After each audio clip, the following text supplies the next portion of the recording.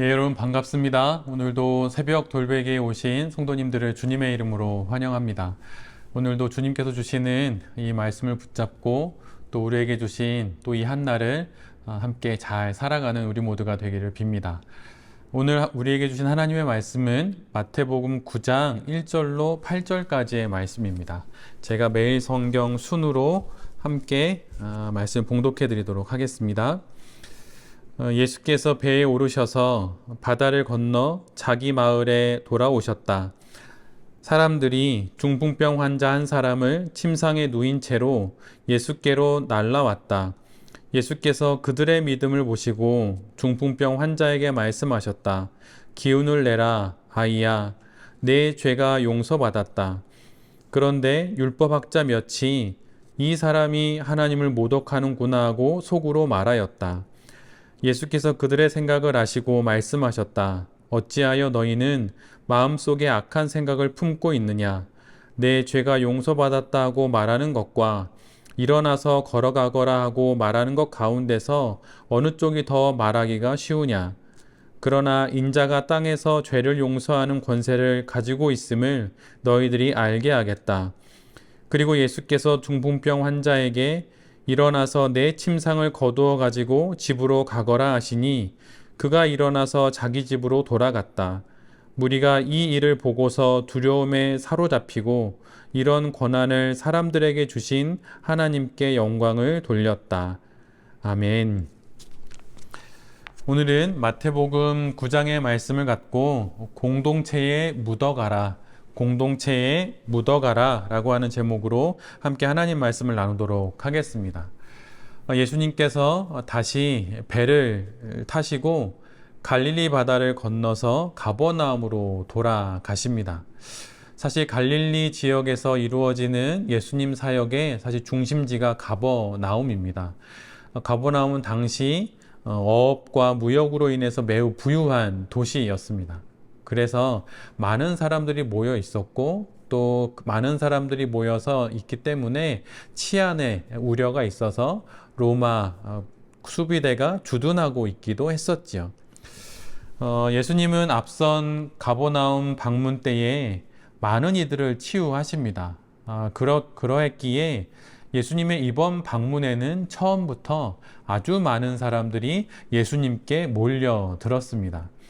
얼마나 많은 사람들이 몰려들었는지 예수님이 묵고 계신 그 집 앞은 발 디딜 틈조차 없었던 그런 상황이 되어 버린 것이죠.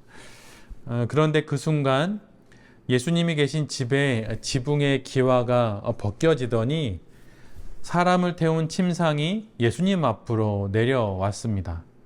친구들이 중풍병을 앓고 있는 친구를 침상에 태워서 지붕을 뜯고 그 지붕 아래로 예수님을 만나게 하기 위해 그렇게 침상을 내려놓은 것이죠. 친구들이 중풍병을 앓고 있는 친구를 예수님께 고침을 받고자 이런 일을 한 것입니다. 이에 예수님께서는 그들의 믿음을 보시고 중풍병 환자를 고쳐 주십니다. 그리고 이렇게 말씀을 하시죠. 기운을 내거라. 아들아, 내 죄가 용서받았다. 영혼의 질병인 죄를 치유하시고 나서 이와 더불어 육체의 질병을 예수님께서 치유하시는 것입니다. 우리 모두는 신앙생활을 하고 있습니다. 그런데 신앙생활의 가장 큰 특징 중에 하나는 신앙생활은 홀로 할 수 없다는 거예요.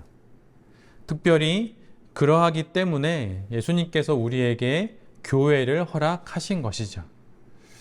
믿음이 연약할 때, 몸이 또 영혼이 공고할 때 그때 홀로 있어서는 안 됩니다. 그럴 때일수록 더욱 공동체와 함께 있어야 하는 것이죠. 예전에 어떤 집사님이 자신이 청년 시절에 교회에 처음으로 갔을 때 그 청년부 그 소그룹에 있던 리더인 어떤 자매가 자신에게 권해줬던 권면을 이야기해 주신 적이 있습니다. 근데 초신자이다 보니 이 남자 집사님에게 청년 시절 그 남자 집사님에게 이 여자 리더인 이 자매님이 이렇게 권면을 한 거예요. 그 교회에서 이루어지고 있는 모든 예배를 단 하나도 빼놓지 말고 한 달 동안 드려보라고 이렇게 권면을 하였습니다. 당시 그 집사님이 특별히 아직은 직업이 없었던 청년의 때였기 때문에 그 권면을 순수하게 또 순수한 마음으로 받아서 그 교회에서 하고 있는 드리고 있는 새벽 예배, 수요 예배, 금요 철야 예배, 주일 1, 2, 3, 4부 예배 모든 예배를 다 드렸어요. 그것도 한 달 내내 말이죠. 그런데 그렇게 예배를 드리다가 그 집사님은 예수님을 만나게 되었습니다. 공동체에 묻어가면 이런 일이 일어나게 되는 것이죠. 힘들고 어려울 때, 지치고 모든 것을 포기하고 싶을 때, 그리고 홀로 있고 싶을 때, 그때는 오히려 믿음의 공동체에 바짝 붙어 있어야 합니다. 사자 때의 공격에 맞서서 들소가 함께 무리를 지어 있듯이 그렇게 공동체에 묻어가야 하는 거예요. 오늘 본문에 중풍병 환자는 아무것도 할 수가 없었습니다. 말 그대로 중풍병에 걸렸기 때문에 움직일 수도 없었어요. 그 많은 인파를 뚫고 예수님께 갈 수도 없었고 지붕 위에도 올라갈 수도 없었고 더더군다나 그 지붕 위의 기와를 뜯고 밑으로 내려갈 수도 없었지요. 그런데 친구들과 함께 있으니 이렇게 예수님 곁에 가게 된 것입니다. 예수님도 제자들을 파송하실 때 그들을 홀로 보내지 않으시고 둘씩 짝을 지어서 보내셨지요. 홀로 보내지 않으셨습니다. 왜냐하면 함께 가야 멀리 갈 수 있고 또 함께 가야 오래 갈 수 있기 때문이죠. 그러기에 우리 모두는 늘 언제나 공동체 속에서 성장하고 성숙하며 신앙 인생을 살아가게 되는 것입니다. 우리 주변엔 사실 많은 공동체가 있습니다. 다양한 목적과 또 다양한 이유로 여러 공동체가 있죠. 근데 어떤 공동체가 가장 좋은 공동체일까요? 그것은 이익을 나눠주고 수익을 배분하고 좋은 정보를 공유하고 여가를 함께 즐기는 그런 공동체가 아니라 가장 좋은 공동체는 나를 예수 그리스도에게 가까이 인도하는 공동체입니다. 나를 살아계신 우리 주 예수 그리스도에게 바짝 붙어있게 만들어주는 공동체가 가장 좋은 공동체인 것이죠. 그리고 그런 가정이 가장 좋은 가정인 것입니다. 그런 모임이 가장 좋은 모임인 거예요. 우리의 믿음은 공동체 안에서 지켜집니다. 그래서 주님의 몸된 교회가 중요하고 모든 성도들이 함께 모여서 예배를 드리는 그 시간이 너무나도 중요한 것입니다. 시편 133편 1절은 우리 모두가 너무나도 잘 알고 있는 말씀이죠. 제가 세 번역으로 읽어드리면 다음과 같습니다. 그 얼마나 아름답고 즐거운가 형제자매가 어울려서 함께 사는 모습. 한 명의 그리스도인이 그리스도인들의 거룩한 공동체에 속한다는 것은 이 말씀처럼 참으로 아름답고 참으로 소중한 일입니다. 그리고 그런 은총을 누리고 있다는 것은 하나님의 측량할 수 없는 사랑을 받고 있다고 하는 것이죠. 이것은 하나님의 은혜이고 하나님의 크나큰 선물입니다. 내가 이 세상을 홀로 살아가면 실족하고 넘어질 내가 믿음의 공동체에 속해져 있고 그 믿음의 공동체가 더더군다나 나를 그리스도 예수에게로 더 가까이 이끌어주는 공동체라면 그것은 하나님의 크나큰 은총의 선물입니다. 사실 우리 각자를 보면 우리 각자는 사실은 영혼의 중풍병 환자일 수도 있어요. 그렇게 홀로 있으면 제대로 걷지 못하고 나약하고 어느 한순간은 온 세상을 이길 것처럼 힘이 있고 무엇인가 강건한 것처럼 보이지만 일순간 풀이 죽어서 어두운 그런 동굴에 숨듯 그렇게 시간을 보낼 때가 있습니다. 그러기에 중풍병 환자와 별반 다를 것 없는 우리들에게 주님께서 믿음의 공동체를 허락해 주심은 크나큰 주님의 선물인 것이죠. 그 공동체 안에서 다른 그리스도인들과 함께 은혜를 누리며 살게 하심은 하나님의 더할 나위 없는 놀랍고도 놀라운 그분의 사랑입니다. 성도의 함께함은 시편 기자의 말처럼 정말 아름답고 놀랍습니다. 이 아름다움과 놀라움을 기억하고 사모하는 우리 모두가 되기를 빕니다. 그런데 우리의 이런 마음, 믿음의 공동체를 사모하고 또 그것을 아주 귀한 선물로 기억하고자 하는 그런 마음들이 우리에게 있지만 사실 우리는 너무나 연약하기에 그 공동체를 그렇게 보기가 너무 어렵고 오히려 공동체에서 많은 또한 시험을 받기도 합니다. 우리가 아름답고 놀라운 공동체를 지켜낼 만한 그런 힘이 없는 것이죠. 그러하기에 더더군다나 우리에게 성령 하나님의 도우심이 필요한 것입니다. 믿음의 공동체들이 가까이하고 사모하며 또 사랑할 수 있게 해달라고 그렇게 기도해야 하는 것이죠. 분해포가 이런 말을 했습니다. 잘 한번 들어보세요. 그리스도인의 사귐은 예수 그리스도를 통해 사귀는 것이요 예수 그리스도 안에서 사귀는 것이다. 그리스도인의 사귐은 예수 그리스도를 통해서 사귀는 것이고 예수 그리스도 안에서 사귀는 것이다.